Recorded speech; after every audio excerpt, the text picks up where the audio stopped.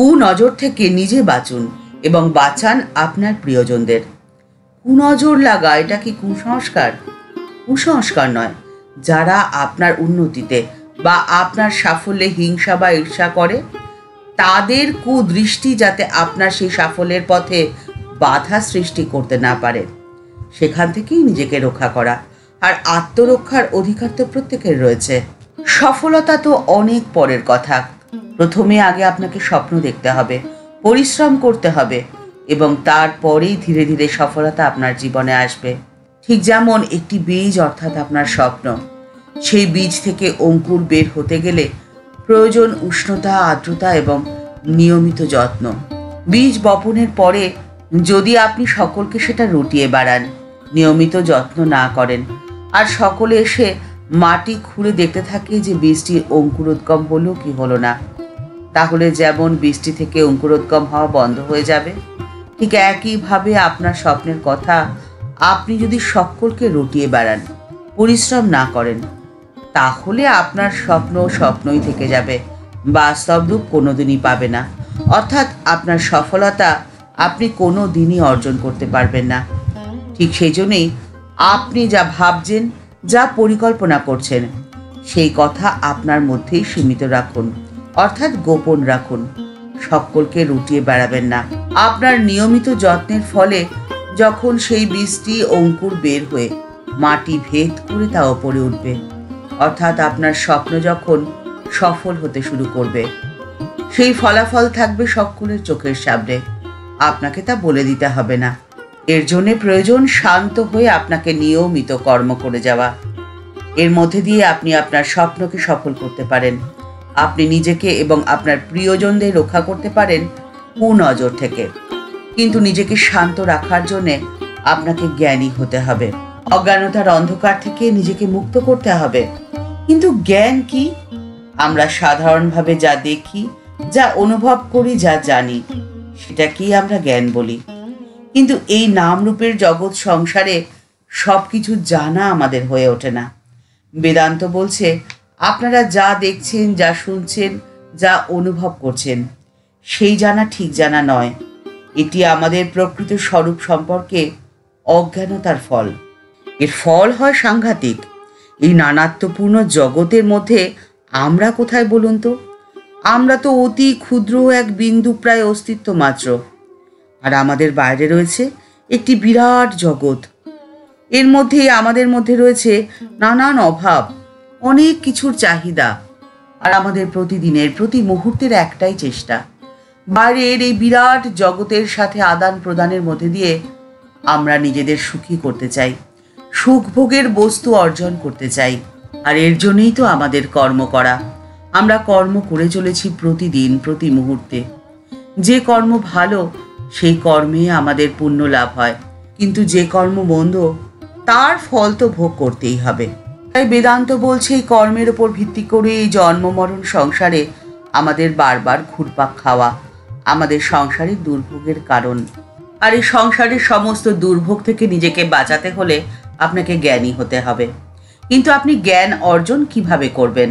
ঠাকুর শ্রী রামকৃষ্ণ পরমহংসদেব বলছেন, নানান শাস্ত্র জানলে কি হবে? ভবনদী পার হতে জানাই তো আসল দরকার। ঈশ্বরই বস্তু আর সব অবস্তু। লক্ষ্যভেদের সময় দ্রোণাচার্য যেমন অর্জুনকে জিজ্ঞাসা করেছিলেন, তুমি কি কি দেখতে পাচ্ছ? এই রাজাদের কি তুমি দেখতে পাচ্ছ? অর্জুন বললেন, না। আমাকে দেখতে পাচ্ছ?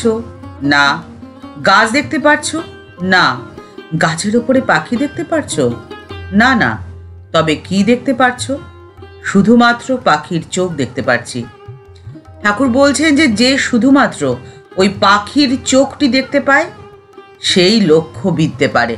কুনজর থেকে আপনি যদি নিজেকে বা নিজের প্রিয়জনকে বাঁচাতে চান, তাহলে আপনাকে সেই কাজটি করতে হবে।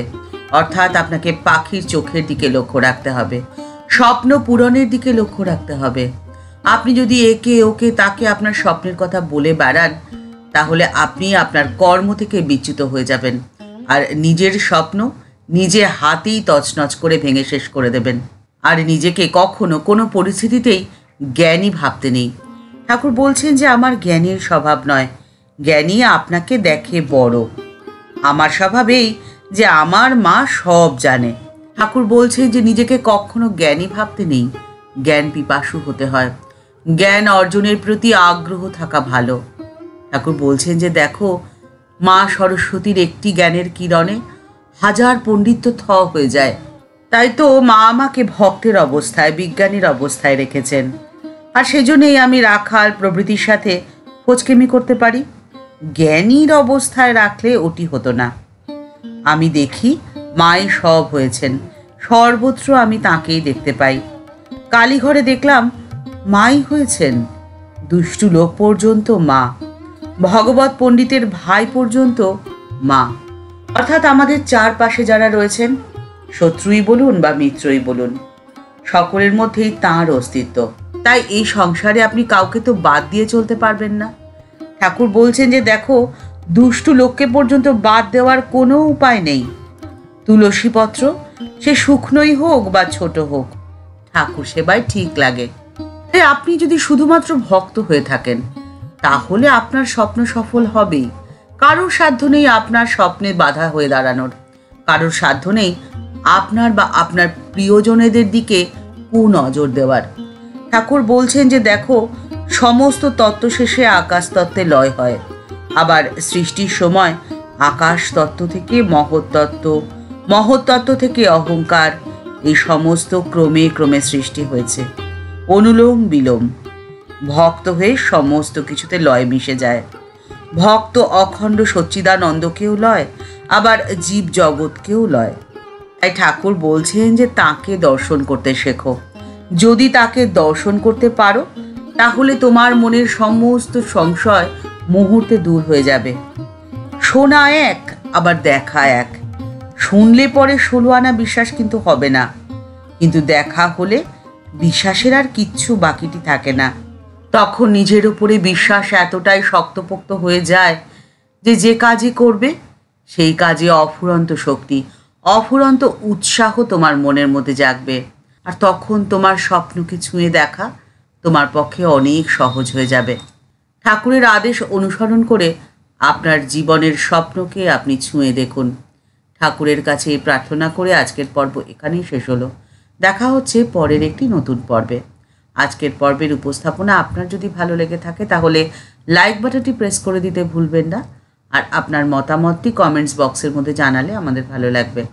আপনি যদি এই চ্যানেলে নতুন হয়ে থাকেন, তাহলে চ্যানেলটিকে সাবস্ক্রাইব করে বেল বাটনটি ক্লিক করে দিয়ে অল বাটনটিতে ক্লিক করে দিতে পারেন। এই চ্যানেলে ভিডিও আপলোড হলেই আপনার কাছে নোটিফিকেশনটি সবার প্রথমে চলে যাবে। সবাই ভালো থাকবেন, সুস্থ থাকবেন।